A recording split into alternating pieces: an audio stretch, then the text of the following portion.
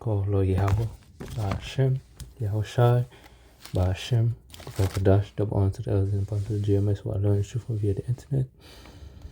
All praise to Yahweh, in the name of the Father, by Hashem, in the name of Yahushai, in the name of the Son, by Hashem, in the name, and the Holy Spirit, Ruach Kadash. And shalom to the brothers that are prophesying, brothers that believe, brothers and sisters that believe in the truth and sincerity. Shalom to the Israelite foreigners, those that may look like the other nations, but the line goes back to so-called Negro, Latino, Native American, which are the Israelites the Bible speaks of. I'm going to an quick article. They're going to bring out some scriptures. He said, from climate change to conflict, why global food prices are reaching record levels. Because how is bringing in these prophecies, things that lead to famine and the great tribulation, which is Jacob's trouble.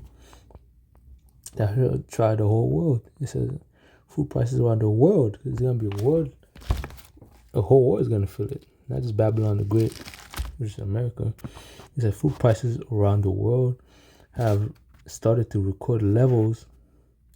So to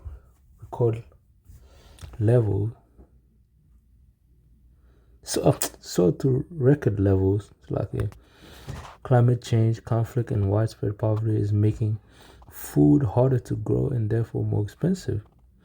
So the Lord is bringing droughts and pestilence to this place. It said changes to diets and policy shifts. It's diet and policy shift as planting a wide variety of crops can help to keep food affordable. Really, most of these things is orchestrated, by Esau Edom, so white men to bring out terror. They're planning on controlling people with food. To get the chip, so you'll be able to buy and sell all that stuff. All this is part of the plan, but the biggest orchestrator is Yahweh Hashem. He's controlling. You control everything, the good and the bad. He's controlling Esau, the wicked. He's doing exactly what he wanted him to do to fulfill prophecy. To help fulfill prophecy. That's how the Lord likes to do it. It says, food prices around the world have soared to record levels this year as Russia and Ukraine war slashes key exports of wheat and fertilizer from those countries.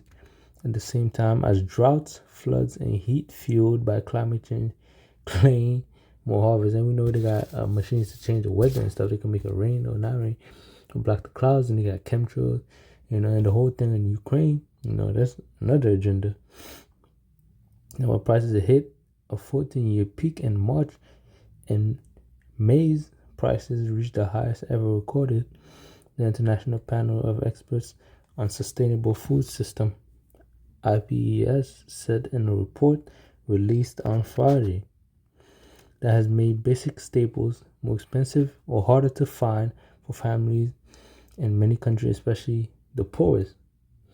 And it's slowly affecting here too, but here hit the poorest countries first. And the more scarce the product is, the more they'll charge for it. So it's become more scarce as things continue to escalate in Ukraine and other events. In another pestilence they got planned.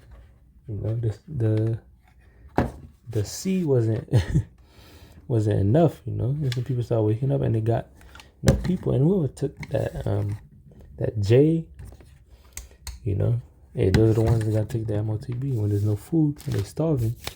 And Esau, the devil, come and tempt him with a deal. They don't take that deal. So while food prices of Russia and Ukraine supply about 30% of the global wheat export, but those have fallen as a result of the conflict. National stock of wheat, mostly eaten in countries where it is grown, remain relatively high, said Brigitte Hugh of the U.S. Center of Climate and Security. But the drop in the export from Russia and Ukraine has driven up competition for the remaining wheat on the global market, leading to higher costs and are particularly painful for poor, debt ridden countries. U.S. is debt ridden, so it's going to affect them soon. That rely heavily on imports. Who rely heavily on imports? The U.S. import more than they export. So you got to import those goods more.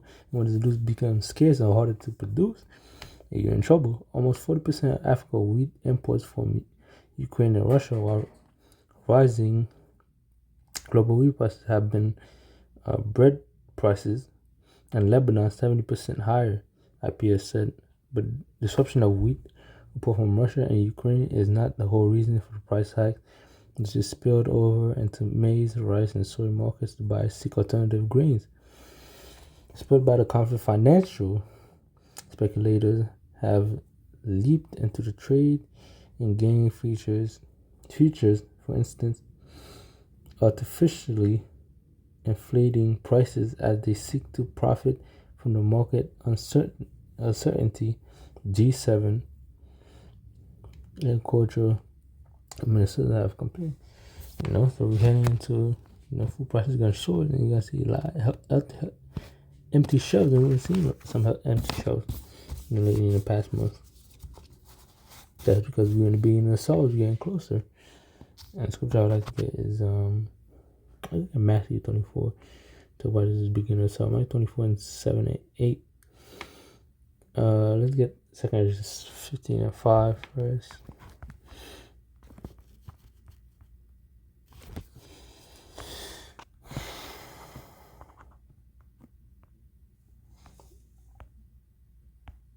Take Corinthians 15 and 5. I could just went back. Whatever. Take Corinthians 15 and 5. Let's start out 1. It said, "Behold, speak thou in the ears of my people the word of prophecy," and that's what we're doing. We're warning the sheep, the people, mainly the elect, of things that's coming of prophecy, which I will put in thy mouth, saith the Lord, and cause them to be written in paper, which has happened. For they are faith, he said, cause them to be written in paper. So the Lord controls all things, man. Putting His Spirit in people to do certain things. So His will should be fulfilled. For they are faithful and true. He did not lie. The Lord doesn't lie. It says, "Fear not that imaginations against thee, let not the incredulity of them trouble thee that speak against thee. For the unfaithful shall die in their unfaithfulness. Behold, saith the Lord, I will bring plagues upon the world, the sword, famine, death, and destruction," which is, these things are coming now. And famine is going to be the first one, which famine will lead to death, and death will lead to the sword, and the sword will lead to destruction. Wait, famine to death? Yeah. Okay. Famine will lead to the sword, actually. The sword will lead to death. No, the sword leads to destruction. Destruction leads to death. Okay. Like when people get hungry, they're gonna be, spoiled in the super talk, but they're gonna be spoiling. I think it's it's in verse 18. We're gonna get to that. When these people run out of food, you know what they're gonna do? They're gonna be robbing people. They might kill people, and it might result to cannibalism. They're gonna use their sword, whatever weapon they got, their guns, sword, literal swords, katanas, knives, etc. Spoiling people's houses. They're gonna rob people at gunpoint, knife point. It's gonna be chaos. We find people for good. People are gonna be getting stabbed for good. I remember there was an event that somebody got killed for chicken or some shit like that. Popeye's chicken. One time was good. I think it was a few years ago. I think before COVID. I don't remember when the new sandwich came out. I think people was getting over fights on that shit. People were crazy. What time was it? Decent. People go crazy for that shit. Imagine when you die straight. Sometimes you go 4 or 5 days without eating. You gotta feed your kid. You gotta feed yourself. Hey, they might eat their kids. And death. Yeah, they're gonna be killing people. They're gonna be a lot of death. Death from starvation and the sword. And ultimately, it's gonna be destroyed. His whole place is gonna be destroyed internally. Then it's gonna be destroyed externally through the ICBM nuclear missiles in World War III and his martial arts troops. He said, for wickedness has exceedingly polluted the whole earth. You see all this wickedness, especially Babylon the Great. It's pouring out all this wickedness, pointing in the country to the point that China and other countries are banning certain programs and banning certain ways of living or ways of something like excessive video games, and K-pop and stuff.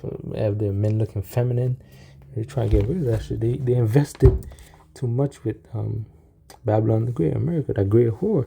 Really, they just wanted to make some money there because this whole is is a business opportunity company. But now they're seeing it's trickling down to their society. Now they're tired of it. Now they want their own thing. That's why they're rising up. Hey, the weak saying, I'm sure now they got their power, their weapon. They don't have to go by, Babylon's rules anymore. Babylon the Great's rules anymore. The hurtful works are fulfilled. So the wickedness is polluted. All this wickedness and sin. People have been committing.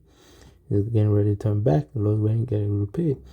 Therefore saith the Lord, I will hold my tongue no more as touching their wickedness, which they profanely commit, neither will I suffer them in those things in which they wickedly exercise themselves. Behold, the innocent and righteous blood quiet unto me, and the souls of just complete continue. Yeah, the ones I want to get out of here, there's wickedness to stop.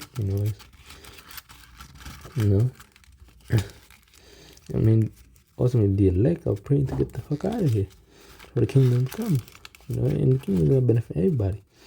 So, and therefore, said the Lord, I will surely avenge them. He's going to avenge the elect, the blood that was spilled here, through our captivity. Even the northern kingdom, Gad, Issachar, so-called Native Americans, and Issachar, the so-called Mexicans, suffered greatly by the hands of the Edomites. Our people suffered greatly, but it was for our punishment. The Lord sent them on us, took us out of power and put them in power. But we're going to be in power again. This time it's going to be forever because it's going to be made perfect. He said, and thus, that's a new covenant. We're not going to be able to sin. We're going to live forever. He said, and we'll truly enjoy life. He said, behold, people let them flock to the slaughter. I will suffer them now to dwell in the land of Egypt, spiritual Egypt, not ancient Egypt.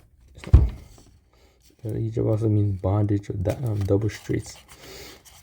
He said, but I will bring them with a mighty hand and stretch out arm and smite Egypt with plagues as before. See, it says as before.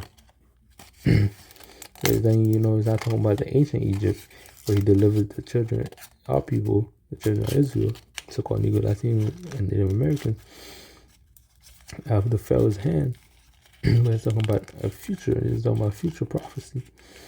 Because the book of Esdras was after the Old Testament. The Apocrypha was after the Old Testament. What happened after the Old Testament? The Old Testament leading to the New Testament as the Greeks and Romans took over. You can't just skip over it.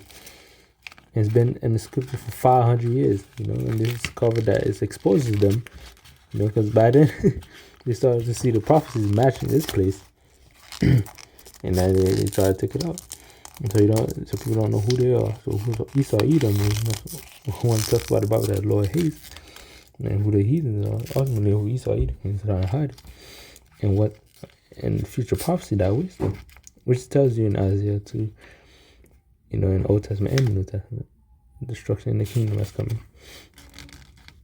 But the Apocrypha goes into it, makes it clearer, more clear, even more clear.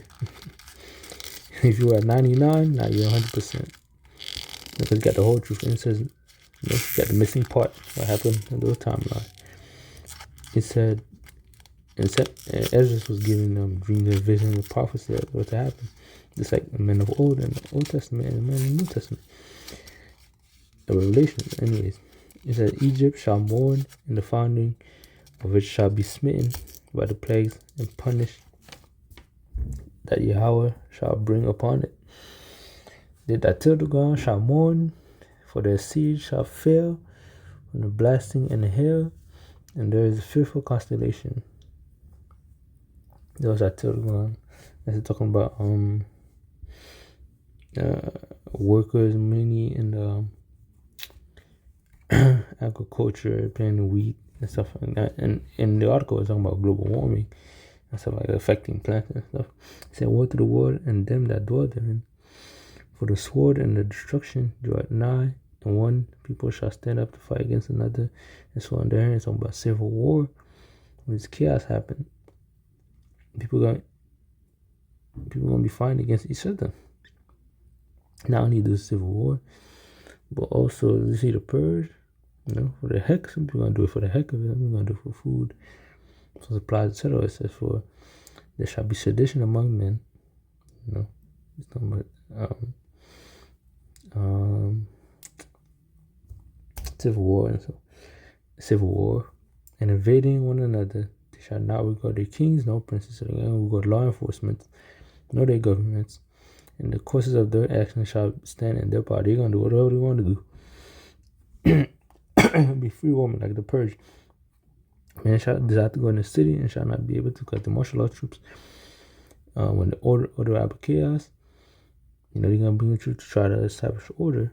They'll be blocking off states and cities, and you won't be able to go from there to there. You're gonna be, if you want to go somewhere, you're gonna have to get escorted there. So because of their pride, because they're gonna be so dangerous because of their pride, the city and they're gonna be able to control all the ports. Because of the pride, the city shall be troubled, the houses shall be destroyed, and men shall be afraid. A man shall have no pity upon his neighbor, but shall destroy their houses, and the sword spoil their goods, because of the lack of bread and the great tribulation, because of the lack of food, lack of supplies and goods. Whatever it might be some chicken, some canned goods, chips, some lighters to cook up, light up a fire, some pans, whatever it is that is gonna be useful for their survival. They're gonna be getting it. And therefore, great tribulation, because they die of time. Because the dollar's gonna be crashing. What are you gonna buy? People gonna be robbing shit. You ain't gonna buy shit. And this food just being scarce resulting in inflation. Nobody can afford $100 breads, and that's go up $500 bread. Read about the Great Depression. It's gonna be times 10, because scripture is gonna be like time like never been on earth. Roughly paraphrase. It's gonna be like a time never before. It said, and the Lord said, "You go jump down to verse 20. This says, and my right hand shall not spare the sinners, and my sword shall not cease over them that shed innocent blood upon the earth." So by Esau, Edom, and the heathen, and to 12 people that killed their own people, but mainly the wicked that shed innocent blood upon the earth. It said, "Not spare sinners, the sin of our people shall die." He said, "Woe to them that sin and keep not my commandments, saith the Lord." So the sin of the people, 2/3, will die along with the heathen in the coming destruction. Let's go to Matthew 24.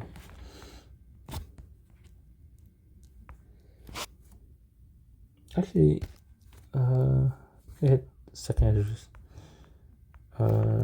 16.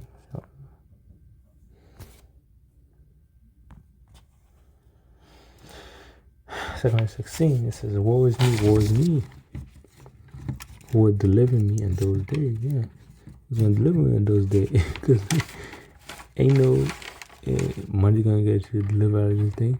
It's gonna be worthless. And if you don't have the microchip or RFID chip, which is the MOTB, you're out of luck. Especially, unless you have the Lord, you have Ashmi with you, you're fucked. It's at the beginning of Saul in great mourning, and I'm not saying I don't mean get the chip, because you're gonna be destroyed if you get that. So what's the point again? Then be destroyed a few days, a few minutes, a few hours later, depending when the missile hit. So the beginning of sorrows, great mournings, the beginning of famine, great death, the beginning of wars and powers stand in fear, the beginning of evil. What shall I do when these evils shall come? He's asking, what are you gonna do when these evils come? It's gonna be terrifying. It's gonna be something. It's gonna look like there's no hope. But the elect is gonna have hope in Yahweh Shah.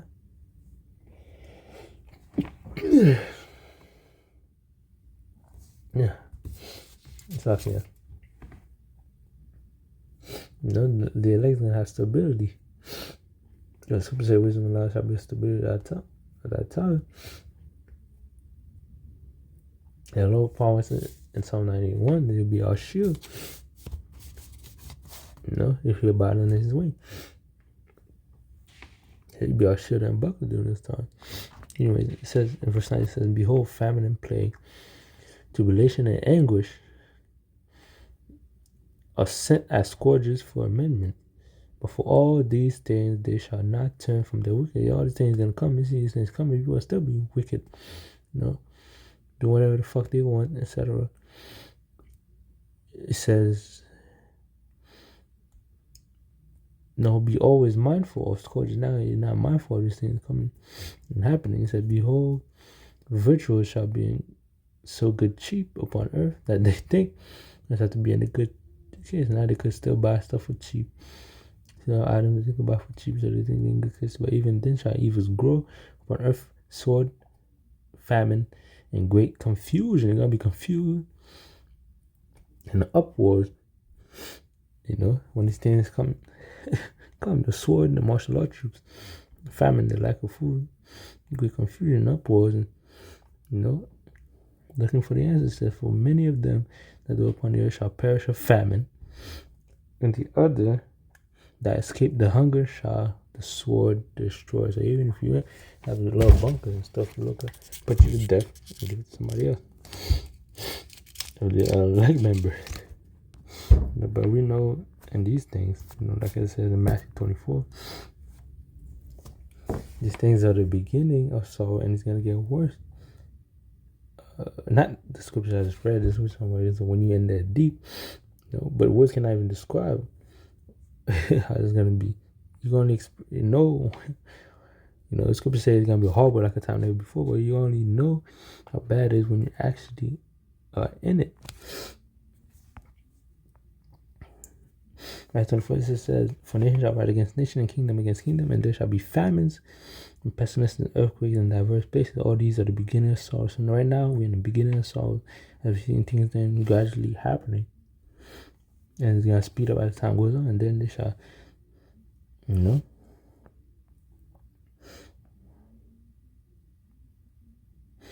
scripture says, "There shall be great tribulation, such as was not seen since the beginning of the world to this time." So it's not gonna be anything from the world. It's gonna be some new level shit.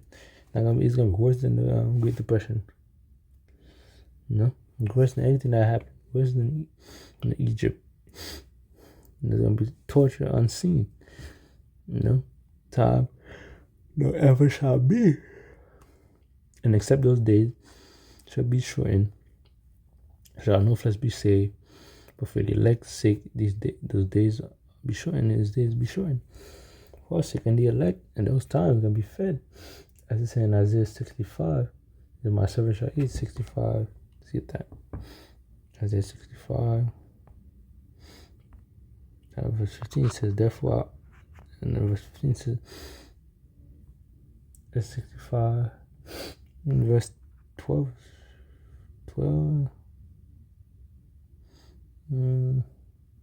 Let's see. Got the right one? Yeah. Verse 12 said, "Therefore will I number you to the sword, and you shall all bow down to the slaughter. Because when I called, you did not answer." It's talking about the two of our people. And the Lord's calling right now. He's still calling for many of the elect. That's being sealed. It said, "When I spake, you did not hear, but did evil before mine eyes, and did choose that wherein I delighted not." So, hey, our people did not listen when they hear the word coming. Some scoff, some blatantly false accusation, some blaspheme, etc. Hey, but scripture said every idle word that shall give account to. It said, "Therefore thus says the Lord, behold, my servant shall eat, but ye shall be hungry. Behold, my servant shall drink, but ye shall be thirsty. Behold, my servant shall rejoice, but ye shall be ashamed. Behold, my servant shall sing for joy of heart, but ye shall cry in sorrow of heart. It shall have of vexation." Because You know, when the troops, beating down, you know, is two-third Israelites, they're gonna be remembering, they had a chance, they're gonna be vexed, they're like, what the fuck, I didn't listen. What the hell? When they telling me, I thought it was crazy. I thought it was insane. Which I don't know how you could think that when you see these things happening in front of you, but it's ultimately so Yahweh Smash blocking their mouth for receiving the truth so you could destroy them. It is what it is. Hey, just pray that you make it, man. All you could do. You can't save nobody. You can't even save yourself. Hey, you're not the deliverer. Yahweh Shai is. Yeah. Psalm 91, verse 3. No, let's start verse 2. No, it's not 1. Psalm 91, verse 1 says, He that dwelleth in the secret place of the Most High shall abide under the shadow of the Almighty. So, you found the commandments to the best of your ability, teaching the word, helping waking up the elect, or believing, following the law and statutes, commandments to the best of your ability, praying, fasting, give reverence to the Lord, helping you understand the elect, doing what you're supposed to do according to the scriptures. You're in good hands. You'll be, say you abide under the shadow of the Almighty. The Lord's going to protect you in this day. He said, I will say to the Lord, He is my refuge and my fortress, my power. In Him will I trust. You're going to trust me. He said, surely, you have to have faith that He'll protect you in this day. It's easier said than done. We'll see in that day. Hey, ultimately, it comes down if you're part of the elect. And how calm you act in certain situations, how level-headed you are, because it's going to be Isaiah 33:6 is going to be extremely important those days. While everybody bug out and go crazy, you're going to be knowing what's going on and know what to put your faith in. Shall cover thee with His feathers, and under His wing shalt thou trust. His truth, not lies, His truth shall be thy shield and buckler. Thou shalt not be afraid of terror by night, nor for the arrow that flieth by day, nor for the pestilence that walketh in darkness, nor for the destruction that wasteth at noonday. 1,000 shall fall by thy side, and 10,000 by thy right hand, but it shall not come nigh thee. Nigh thee. Only with thine eyes shalt thou behold and see the word of the wicked. So you're going to see these people torturing brought then, and you being kept. Yahweh Shai gonna send angels take care of you, or have certain events happen, to benefit you, because that has made the Lord, which is my refuge, even the Most High, Yahweh, thy habitation. Because I have made the Lord, Yahweh Shai, which is my refuge, even the Most High, Yahweh, thy habitation. There shall no evil befall thee, neither shall any plague come nigh thy dwelling.